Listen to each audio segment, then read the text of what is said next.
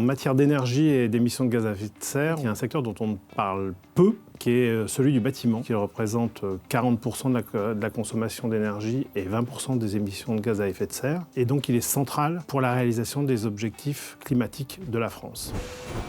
C'est un secteur qui évolue très très peu, puisque la construction neuve, c'est moins de 1% du parc total de bâtiments. On sait qu'en 2030, il sera pour moins de 10% aux normes environnementales qui seront nécessaires. Il va falloir massifier énormément la rénovation. Plus d'un demi-million de rénovations par an, peut-être 700 000 par an si on y parvient. La technologie ne suffit pas à elle seule pour réussir une rénovation énergétique d'un bâtiment. L'interaction déjà en phase de conception, ensuite l'interaction en phase de chantier et ensuite l'interaction en bâtiment lors de l'usage du bâtiment.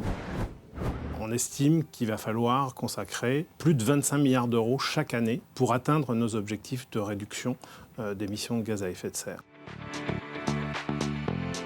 Eh bien, il va falloir qu'il y ait une offre de financement qui se déploie, une offre spécifique, puisqu'il va falloir financer des investissements très coûteux et très longs à amortir. La restructuration de cette filière se fait à la fois en termes d'accords commerciaux, mais aussi en termes de chaîne d'approvisionnement avec une économie circulaire et la prise en compte aussi des circuits locaux.